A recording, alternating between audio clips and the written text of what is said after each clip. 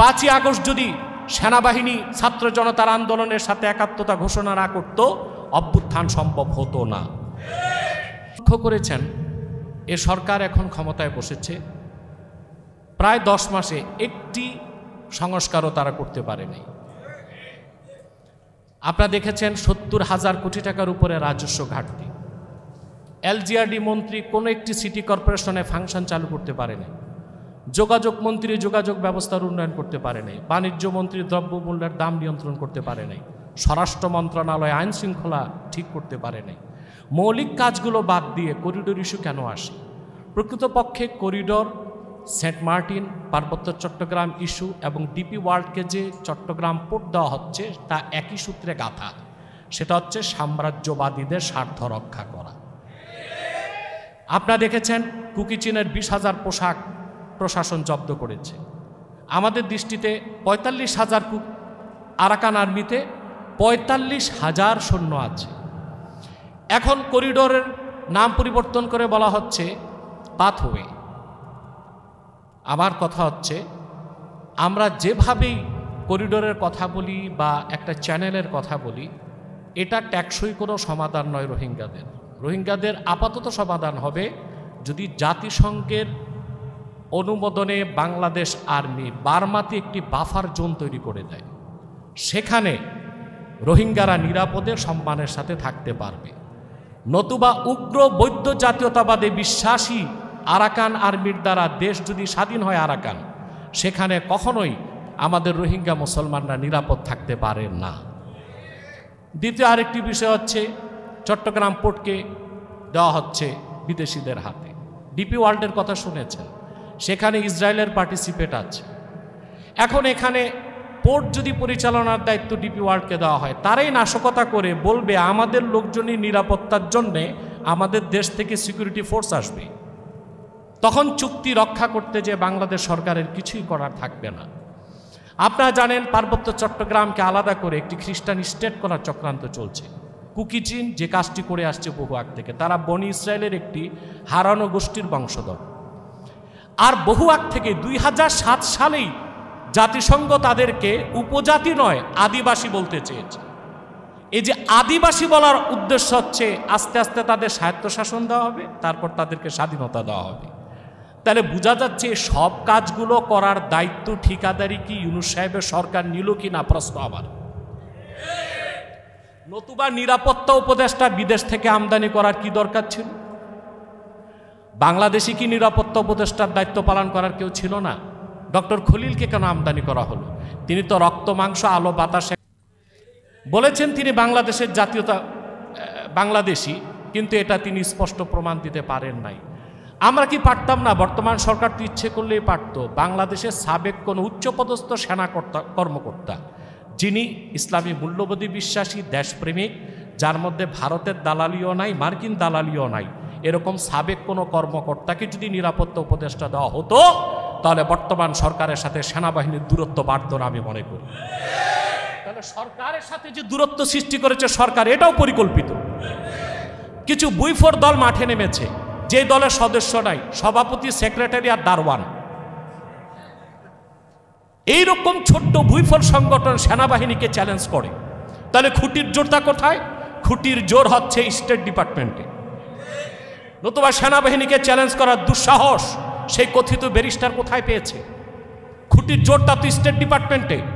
আমরা স্পষ্ট সেনাবাহিনীকে বলছি, ইসলামের সুমহান স্বার্থ রক্ষায়, মুসলমানদের মৌলিক দাবিগুলো আদায়ে আর বাংলাদেশের স্বাধীনতা রক্ষায় যদি আপনারা অতন্দ্র প্রহরীর ভূমিকায় মাঠে নামেন, কোটি কোটি মুসলমান আপনাদের সাথে কাঁধে কাঁধ মিলিয়ে একাত্মতা ঘোষণা করবে। আপনারা বিচলিত হবেন না, তবে ইসলামের স্বার্থের বিরুদ্ধে কিছু হতে পারবে না। মুসলমানদের মৌলিক দাবিগুলো আদায়ে কোনো বাধা দেওয়া যাবে না। বাংলাদেশের স্বাধীনতা অক্ষুণ্ণ সমুন্নত রাখার ক্ষেত্রে কোনো আপোষ করা যাবে না। আগ্রাসনের বিরুদ্ধে কথা বললে ট্যাগিং করা হয়, এটা ফেসিবাদের দোসর, এটা ভারতের রয়ের এজেন্ট। কি নির্লজ্জতা অবনতি ঘটেছে, যাকে তাকে আপনি ভারতের এজেন্ট বানিয়ে দিচ্ছেন। 5ই আগস্ট যদি সেনাবাহিনী ছাত্র জনতার আন্দোলনের সাথে একাত্মতা ঘোষণা না করত, অভ্যুত্থান সম্ভব হতো না। এখন পর্যন্ত যদি সেনাবাহিনীর পৃষ্ঠপোষকতা না থাকতো সরকারের পক্ষে টিকে থাকাও সম্ভব হতো না। অতএব পরিকল্পিতভাবে আপনি দেখুন দেশের সবগুলো সেক্টর অচল হয়ে যাচ্ছে, রাজনৈতিক দলগুলো ব্যর্থতার পরিচয় দিচ্ছে। সেনাবাহিনীও যদি প্রশ্নবিদ্ধ হয়ে যায়, বাংলাদেশ একটা প্যারালাইজড স্টেট হয়ে যাবে। তখনই সাম্রাজ্যবাদীরা বাংলাদেশে আসার সুযোগ পাবে আর তাদের এজেন্ডাগুলো বাস্তবায়ন করতে পারবে। আমি সুস্পষ্টভাবে বলবো, বাংলাদেশের স্বাধীনতার প্রশ্নে ইসলামপন্থী, ডানপন্থী, দেশপ্রেমিক সবাই এক মঞ্চে আসতে হবে। আসার জন্য আমরা প্রস্তুত আছি ইনশাআল্লাহ। আমাদের দেশের স্বাধীনতা যদি না থাকে তাহলে সংস্কারই কি হবে, নির্বাচনই কি হবে? এখন কেউ স্লোগান দিচ্ছে আগে সংস্কার পরে নির্বাচন, কেউ বলে আগে নির্বাচন পরে সংস্কার। আমি বলি আগে স্বাধীনতা, তারপর সংস্কার এবং নির্বাচন। স্বাধীনতায় যদি বিপন্ন হয়ে যায় তাহলে আর এখানে সংস্কারের কোনো সুযোগ থাকে না, নির্বাচনেরও কোনো সুযোগ আসে না। আমি এই স্টুডেন্ট ফর সভারেন্টিকে ধন্যবাদ জানাচ্ছি। পাশাপাশি আমি এখানে হেফাজত ইসলাম বাংলাদেশের যুগ্ম মহাসচিব আছেন, ওনার মাধ্যমে আমি আবারও বলছি আজকে যে হেফাজত ইসলাম বাংলাদেশ একটি অরাজনৈতিক সংগঠন হলেও বাংলাদেশের রাজনীতিকে নিয়ন্ত্রণ করতে হবে তাদেরকে, কারণ তাদের কোনো পলিটিক্যাল ইন্টেনশন নাই। তারা যা করবে দিনের স্বার্থে, যা করবে উম্মাহের স্বার্থে, যা করবে দেশের স্বার্থে। এবং অন্য যারা আছে ইসলামপন্থী, দেশপ্রেমিক, ডানপন্থী সকলকেই অন্ধভাবে বর্তমান সরকারকে সমর্থন না করে গঠনমূলক সমালোচনার মাধ্যমে দেশবিরোধী যে কোনো সিদ্ধান্ত গ্রহণে সরকারকে বাধা দিতে হবে। আমি একটি কথা বলে বিদায় নিচ্ছি, বাংলাদেশে ভারত পন্থাও চলবে না, পাকিস্তান পন্থাও চলবে না, মার্কিন পন্থাও চলবে না। আরেকটি কথা বলছি, ভারতের দালালি যারা করবে তাদেরকে নির্বাসিত করতে হবে, সাম্রাজ্যবাদীর দালালদেরকে নির্বাসিত করতে হবে। ইসলামী মূল্যবোধে বিশ্বাসী দেশপ্রেমিক যারা, ওইসব যোগ্য নেতৃত্বের হাতে বাংলাদেশের নিয়ন্ত্রণ আমরা তুলে দেব ইনশাআল্লাহ। ওয়াখির দাওয়ানা আনিল হামদুলিল্লাহি রাব্বিল আলামিন। ওয়াসসালামু আলাইকুম ওয়া রাহমাতুল্লাহি তাআলা ওয়া বারাকাতুহু। অসংখ্য ধন্যবাদ জানাচ্ছি ডক্টর এনায়েতুল্লাহ আব্বাসীকে। ওনার বক্তব্যের মাধ্যমে কিন্তু বোঝা যায় উনি বাংলাদেশ রাষ্ট্রের জন্য কীভাবে ভাবেন, উনি স্বাধীনতা সার্বভৌমত্বের জন্য কতটা ভাবেন এবং মুসলমানদের স্বার্থকে সবার আগে রেখে যে ভাবেন সেটা কিন্তু আজকে ওনার বক্তব্যের মাধ্যমে স্পষ্ট। ওনাকে ধন্যবাদ জানাচ্ছি। এই মুহূর্তে পরবর্তী বক্তব্য নিয়ে আসার জন্য অনুরোধ জানাচ্ছি বিপ্লবী কণ্ঠস্বর আমাদের বিপদের বন্ধু এবং আমজনতার দলের সদস্য সচিব জনাব মোহাম্মদ তারেক রহমান ভাইকে।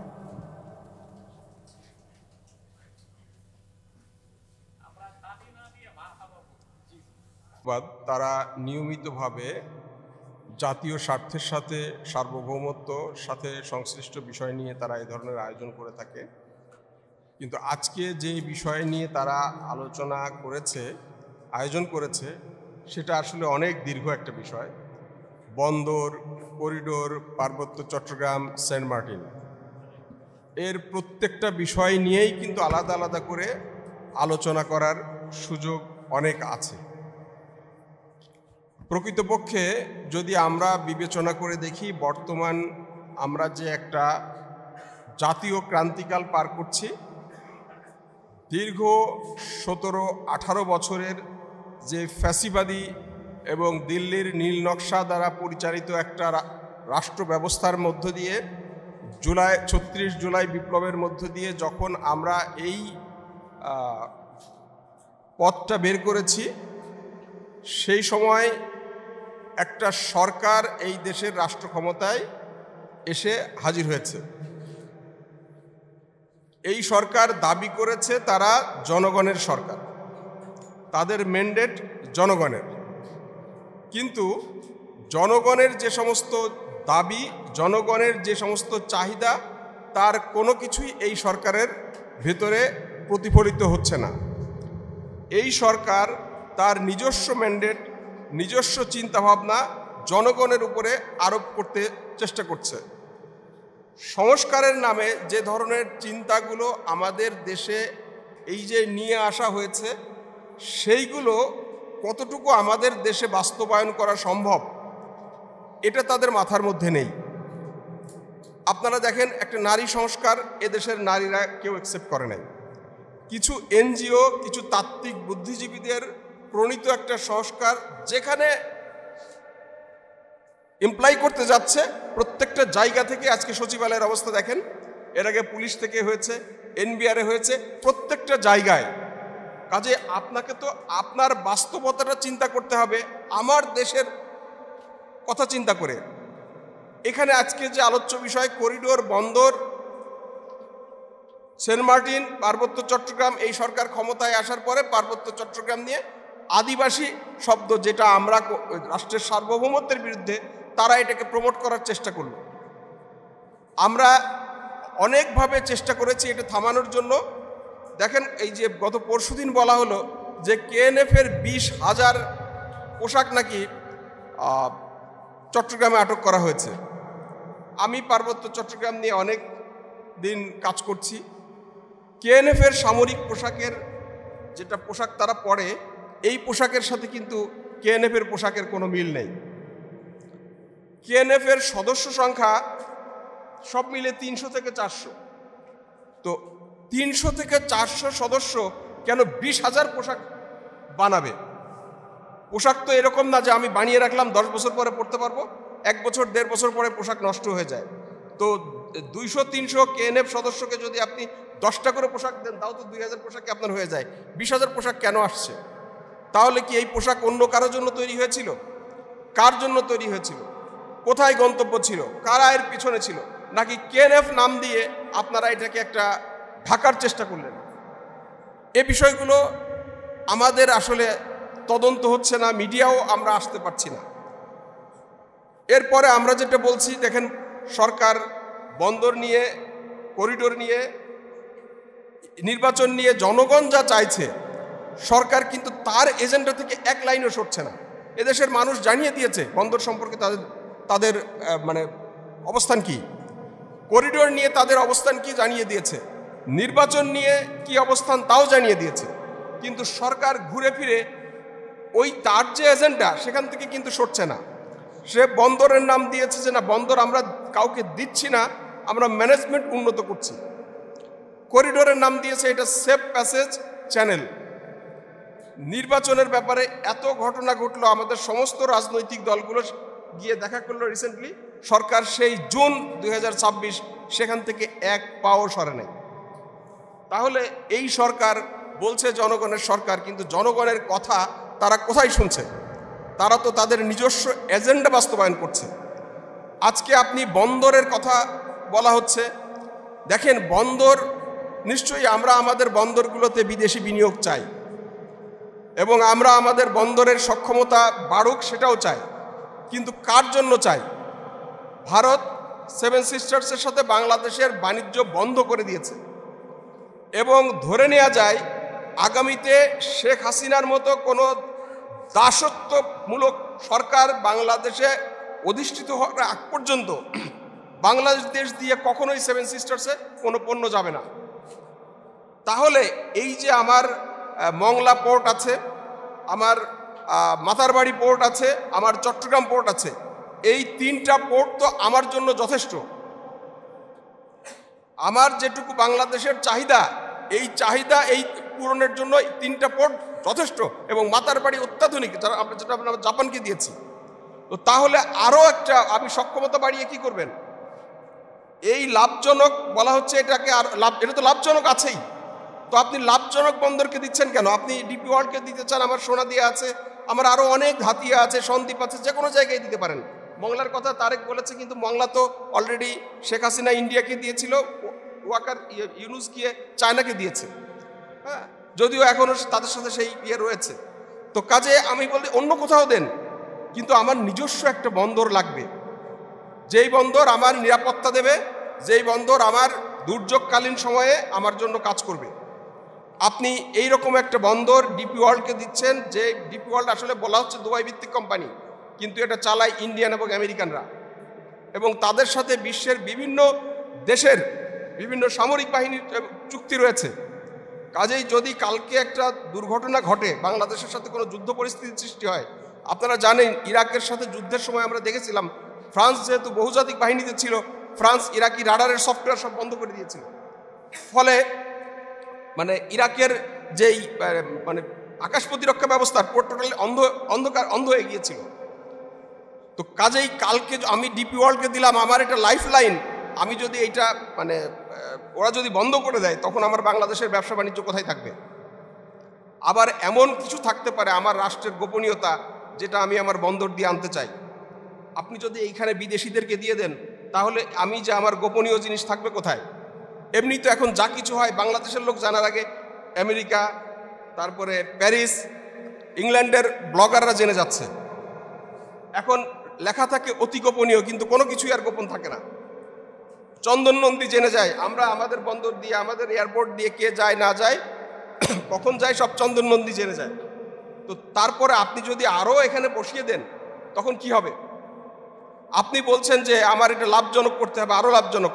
তো আমার বাংলাদেশ বিমান তো প্রতি বছর শত শত কোটি টাকা লস দেয়, তো বন্দর বিমানকে কেন দিচ্ছেন না?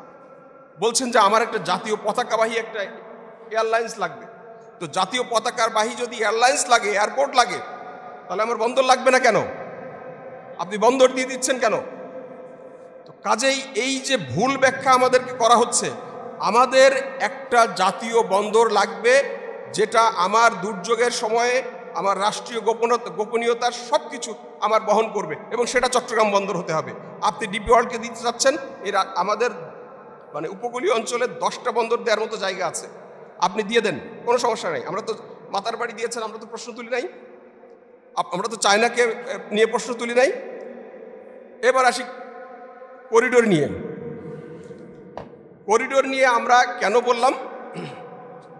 আমরা দেখেছি বলা হচ্ছে যে আমরা করিডোর দিতে হবে, না দিলে ওখানে যে আরও 3-4 লাখ রোহিঙ্গা আছে দুর্ভিক্ষ হবে, সেই দুর্ভিক্ষের কারণে সমস্ত রোহিঙ্গারা আমাদের এখানে চলে আসবে। তো এই রোহিঙ্গা আসা যদি আপনাদের কাছে খুব সমস্যা হতো, তাহলে এখন রোহিঙ্গা যে প্রতিদিন আসছে এদেরকে ঠেকাচ্ছেন না কেন? এই সরকার ক্ষমতায় আসার পরে আরও 1.5 লক্ষ রোহিঙ্গা তাহলে কেন আসলো? আপনারা যদি এইটাই টেনশন থাকে, তার মানে এইটা আপনার টেনশন না। দ্বিতীয় প্রশ্ন হলো রোহিঙ্গারা কেন আসছে? রোহিঙ্গারা কি ওখানে দুর্ভিক্ষের জন্য আসতেছে, না ওখানে যুদ্ধের কারণে, পরিস্থিতির কারণে আসতেছে? তারা আসছে যুদ্ধের কারণে, প্রাণের নিরাপত্তার কারণে। বলা হচ্ছে জাতিসংঘ একটা ইউএনডিপি একটা রিপোর্ট দিয়েছে, আমরা সারা দুনিয়াতে দেখেছি ইউএনডিপি এই ধরনের আগ্রাসী শক্তি যখন কোনো কাজ করে, মানবাধিকার সংগঠন এই ধরনের মানে অর্থাৎ পশ্চিমা রাষ্ট্র ব্যবস্থা যে সমস্ত সফট পাওয়ার তৈরি করেছে, অর্গানাইজেশন তৈরি করেছে, তাদের দিয়ে এই ধরনের রিপোর্ট প্রডিউস করে। তো আমরা বাংলাদেশের সরকার গিয়ে ওখানে তদন্ত করে দেখতে পারতাম যে ওখানে আসলেই কোনো দুর্ভিক্ষাবস্থা আছে কিনা। কারণ মিয়ানমার তো আমাদের কাছে চাল রপ্তানি করছে, তো চাল যদি রপ্তানি করে তাহলে দুর্ভিক্ষ অবস্থা থাকলো কোথা থেকে? এই যে এখন গরু আসতেছে সমানে, মিয়ানমারের গরু যদি বাংলাদেশে না ঢোকে, বাংলাদেশে আমরা বলছি মুখে মুখে, কিন্তু বাস্তবতা হলো প্রতিদিন অন্তত হাজার হাজার গরু ঢুকছে মিয়ানমার দিয়ে। তো তার দুর্ভিক্ষ অবস্থা কোথা থেকে আসলো? কাজে এই যে আমাদেরকে একটা মানে তৈরি করে কাজটা করা হচ্ছে, এইগুলো সম্পূর্ণ ভুল। কারণ এই সরকারের একটা এজেন্ডা আছে, সেটা তাকে বাস্তবায়ন করতে হবে। এবং সেই বন্দর, এই করিডোর, এখন আগে আমরা ছিলাম হলো একটা এই যে আমাদের দাদাদের, এখন আমরা হলো ব্রোদের হয়ে গেছি, ব্রোদের বাস্তবায়ন করতে হচ্ছে। আমার আরাকানের সাথে আমার মূল বিষয় আমার রোহিঙ্গাকে ফেরত নিতে হবে, কিন্তু এই ব্যবস্থার ভিতরে রোহিঙ্গারা ফেরত যাবে তার গ্যারান্টি কি? আসেন আমরা মিয়ানমারের সাথে চুক্তি করি, আরাকান আর্মির সাথে চুক্তি করবি, আমরা একটা করে চালান দিব, তারা 50,000 করে রোহিঙ্গা ফেরত নেবে, তারা চুক্তি করি।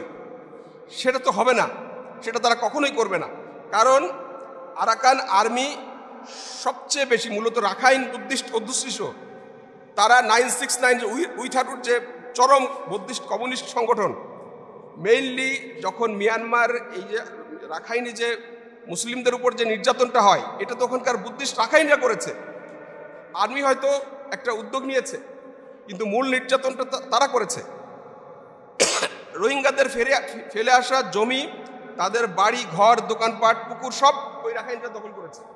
শুধু তাই না, পার্বত্য চট্টগ্রাম থেকে, যেহেতু ওদের লোকজন কম আছে, পার্বত্য চট্টগ্রাম থেকে অসংখ্য লোক, ট্রাইবাল লোক নিয়ে গেছে, সেখানে নিয়ে তাদের বসতি করা হয়েছে। এবং তারা আরাকান আর্মিতে যুদ্ধ করছে, অন্তত 500-র অধিক পার্বত্য চট্টগ্রামের আরাকান আর্মিতে যুদ্ধ করছে, এবং তারা যখন বাংলাদেশের ভিতরে ঢোকে তারা মানে বাংলাদেশি পাসপোর্ট ব্যবহার করে, বাংলাদেশি এনআইডি ব্যবহার করে, মিয়ানমারে গেলে মিয়ানমারের ব্যবহার করে। তো কাজেই এই জিনিসগুলো আমাদের বুঝতে হবে। আমরা যদি না বুঝে কথা বলি, এইটা দিলে আমাদের যে অবস্থাটা হবে, আপনি এই যে ডিপি ওয়ার্ল্ডের এখানে দেবে, এই বন্দরে থেকে মাল খালাস হবে, তারপরে আপনি পার্বত্য চট্টগ্রাম মিয়ানমারের ভিতর দিয়ে গুন্দুম দিয়ে আপনি ওখানে পাঠাবেন। এটা কি এত সহজ? মিয়ানমার সরকার কি এটা অ্যাকসেপ্ট করেছে? আপনি কিভাবে এটা করতে চাচ্ছেন? তার মানে হলো যে এইখানে একটা সুনির্দিষ্ট পরিকল্পনা, যেটা বার্মা অ্যাক্টের পার্ট, সেটা বাস্তবায়ন করার একটা এজেন্ডা নিয়ে আপনারা এখানে কাজ করছেন। তা না হলে এই দেশের জনগণ, এই দেশের রাজনৈতিক দলগুলো, আমাদের এই যে আলেম সমাজ, এনায়েতুল্লাহ আব্বাসী, হেফাজতে ইসলাম এবং অন্যান্য সংগঠন সবাই এই করিডোরের বিপক্ষে বলেছে। তারপরেও সরকার এই জায়গা থেকে এক চুলো সরে নাই, শুধু ব্যাখ্যাটা চেঞ্জ করেছে, শুধু নামটা চেঞ্জ করেছে। হ্যাঁ, এতে আসলে আমরা আসলে প্রচণ্ড রকমভাবে বিপদের মধ্যে আছি। আমি এখানে যারা উপস্থিত আছেন, এনায়েতুল্লাহ আব্বাসী, হেফাজতে ইসলাম, তারপরে এখানে তারেক সাহেব আছেন আমজনতার, আমি সবাইকে বলি, আমাদের সামনে একটা ভয়াবহ বিপদ। সেই বিপদটা আমার সার্বভৌমত্বের সংকট। সেই বিপদটা আমার একটা ছোট্ট পয়েন্ট আমি মিস করেছি, সেটা হলো যে Saint Martin, Sheikh Hasina Saint Martin, আমরা যে আপনারা জানেন যে শেখ হাসিনার সময় আমরা সমুদ্র বিজয় উৎসব করেছিলাম না, বেসিক্যালি হাজার হাজার একর সমুদ্র সীমা আমরা শেখ হাসিনার সময় হারিয়েছি। শেখ হাসিনা তালপট্টি দ্বীপ বলা হয় যে ডুবে গেছে। আপনি এখন গুগলে সার্চ করেন নিউ মুর দ্বীপ লিখে, আপনি সেখানে পাবেন। শেখ হাসিনা তালপট্টি দ্বীপ ইটলসে আবেদনই করে নাই, এটা ইন্ডিয়াকে ছেড়ে দিয়েছে। আর ভারতের কালাদান প্রজেক্ট সিটুয়েতে, যেহেতু এই কালাদান প্রজেক্টটা ইন্ডিয়ান প্রজেক্ট, ওইটা বাস্তবায়ন করার জন্য সে রায় হয়েছে এভাবে। আমরা যেটা আগে সোজা এইভাবে খেতাম, এটা এখন এইভাবে চলে গেছে। ফলে আমরা ডিপ সিপোর্টে, মানে গভীর সমুদ্রে গিয়ে আমরা আটকে গেছি। তখন ইটলসে বলা হয়েছে যে আমরা কি একটা দেশকে এভাবে আটকে দেব? বলা হয়েছে না, যেখানে আমরা গভীর সমুদ্র বন্দরে আটকে গেছি সেখানে উপরে পানির সার্বভৌমত্ব থাকবে, কিন্তু নিচে মৎস্য সম্পদ এবং খনিজ সম্পদ, অর্থাৎ মাটির সার্বভৌমত্ব এবং পানির সার্বভৌমত্ব, সেটা মিয়ানমার এবং ইন্ডিয়া ভোগ করবে। এই যে আমাদেরকে বলে মানে আলোক উৎসব, তারপরে এই যে সমুদ্র বিজয় উৎসব আমরা করেছি, কিন্তু আমরা আসলে খতিয়ে দেখি নাই কি অবস্থা হয়েছে। আজকে যখন এই যে প্রশ্নটা এসছে যে এখানে ঘাঁটি হবে, তখন চায়না মিয়ানমারকে দিয়ে আমাদের সেন্ট মার্টিন এটা তাদের ম্যাপের ভিতরে ঢুকিয়ে দিয়েছে। আমরা প্রতিবাদ করেছি, আমরা শুধু তো প্রতিবাদ করতে জানি, কারণ মিয়ানমার জানে বাংলাদেশের কিছু করার ক্ষমতা নাই। ইন্ডিয়া প্রতিদিন পুশিং করছে, আমরা প্রতিবাদ করছি, কারণ ইন্ডিয়া জানে এই প্রতিবাদ ছাড়া আমাদের আসলে আর কিছু করার নাই। আপনি খেয়াল করে দেখেন, চায়না কিন্তু একই কাজ করছে, অরুণাচলকে তাদের মানচিত্রের মধ্যে ঢুকিয়ে দিয়েছে, তারা ওইখানে কন্টিনিউয়াসলি নিচ্ছে, কারণ চায়না জানে ইন্ডিয়া কিছুই করতে পারবে না। আমাদের ওই ইন্ডিয়া চায়না বর্ডারে যেটা খাচ্ছে, সেই একই কাজটা আমাদের করছে। কাজে আমাদেরকে যদি সত্যিকার পক্ষে রোহিঙ্গাদেরকে ফেরাতে হয়, একটাই রাস্তা, মিয়ানমারকে বোঝাতে হবে রোহিঙ্গা এখান থেকে না গেলে, এখানে রাখলে তোমাদের জন্য, আমার থেকে তোমার সমস্যা বেশি, তোমার বিপদ বেশি, যেটা জিয়াউর রহমান বুঝিয়েছিলেন। এবং জিয়াউর রহমানের বার্তার পরে 6 মাসের মধ্যে সমস্ত রোহিঙ্গা ফেরত নিয়ে গেছেন। আপনাকে আপনার শক্তি অর্জন করতে হবে, এই রোহিঙ্গা ব্যবহার করেই আপনাকে মেকানিজম তৈরি করতে হবে। যখন মিয়ানমার দেখবে, যখন আরাকান আর্মি দেখবে যে এই রোহিঙ্গা এখানে থাকলে তার জন্য বেশি বিপদ, সে নিজেই নিয়ে যাবে। এটা ছাড়া আর কোনো পথ নাই। আশা করি আপনারা বুঝতে পেরেছেন। ধন্যবাদ সবাইকে। ধন্যবাদ মেহেদী হাসান পলাশ ভাইকে ওনার গুরুত্বপূর্ণ এবং ইনসাইটফুল আলোচনার জন্য। উপস্থিত সবাইকে অনেক ধন্যবাদ জানাচ্ছি ধৈর্য ধরে বসে থাকার জন্য। আমাদের অনুষ্ঠানটি ইনশাল্লাহ আমরা 5:30টার মধ্যে শেষ করে দিব। আমাদের মধ্যে উপস্থিত হয়েছেন স্কলার্স ফোরাম বাংলাদেশের যুগ্ম আহ্বায়ক মুফতি মঞ্জুর হোসেন সাহেব, তিনি আছেন। এছাড়া এখন আমাদের সামনে বক্তব্য নিয়ে আসবেন, আমাদের সামনে এখন গুরুত্বপূর্ণ বক্তব্য নিয়ে আসবেন বিশিষ্ট ইসলামী চিন্তাবিদ, হেফাজতুল ইসলাম বাংলাদেশের যুগ্ম মহাসচিব মাওলানা মীর ইদ্রিস আলী নদভী সাহেব। ওনাকে অনুরোধ জানাচ্ছি আমাদের সামনে শোনার গুরুত্বপূর্ণ বক্তব্য পেশ করার।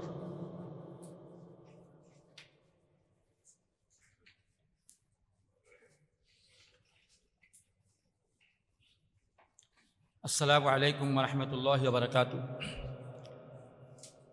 अल्हम्दुलिल्लाहि अहलिही वस्सलातु ली अहलिहा अम्मा बाद।